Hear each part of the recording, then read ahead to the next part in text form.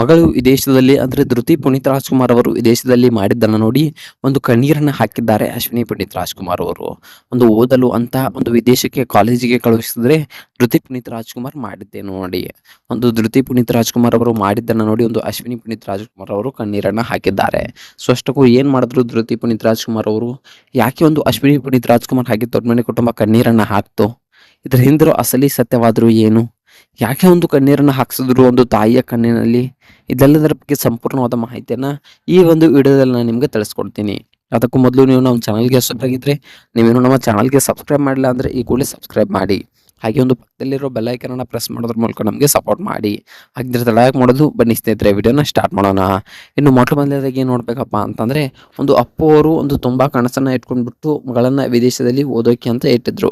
So ಯಾವ ರೀತಿ ಅಪ್ಪ ಅಂತಂದರೆ, ನನ್ನ ಮಗಳು ಏನಾದರೂ ಸಾಧನೆ ಮಾಡಬೇಕು, ಅವಳ ಕಾಲ ಮೇಲೆ ಅವಳು ಆದಷ್ಟು ಬೇಗ ನಿಂತ್ಕೊಳ್ಬೇಕು ಅನ್ನೋದು ಒಂದು ಅಪ್ಪು ಅವರ ಆಸೆ ಆಗಿತ್ತು. ಸೊ ಆ ಒಂದು ಆಸೆಯಂತೆ ಅಪ್ಪು ಅವರು ತಮ್ಮ ಮಗಳನ್ನು ವಿದೇಶದಲ್ಲಿ ಓದೋಕೆ ಅಂತ ಇಟ್ಟಿದ್ರು. ಸೊ ಹಾಗೆ ಒಂದು ಮಾಸ್ಟರ್ಸ್ ಡಿಗ್ರಿಯನ್ನು ಕೂಡ ಈಗಾಗಲೇ ಒಂದು ವಿದೇಶದಲ್ಲಿ ಧೃತಿ ಪುನೀತ್ ರಾಜ್ಕುಮಾರ್ ಅವರು ಕಂಪ್ಲೀಟ್ ಅನ್ನ ಮಾಡಿದ್ದಾರೆ.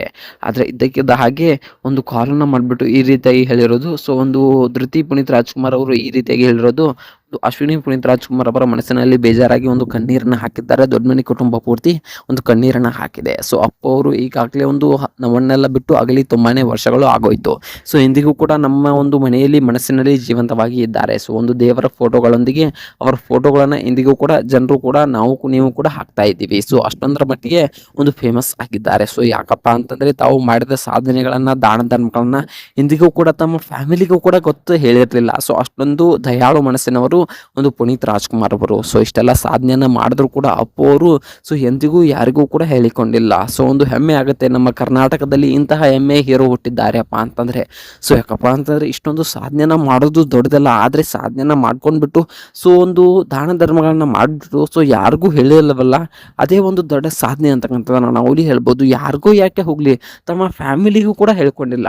ಸೊ ಇಷ್ಟೊಂದು ದೊಡ್ಡ ಮನಸ್ಸಿನ ಅಪ್ಪು ಅವರು ತುಂಬಾನೇ ಒಂದು ದೇವರ ಸ್ಥಾನದಲ್ಲಿ ಇವತ್ತು ಕೂಡ ನಿಂತ್ಕೊಂಡಿದ್ದಾರೆ.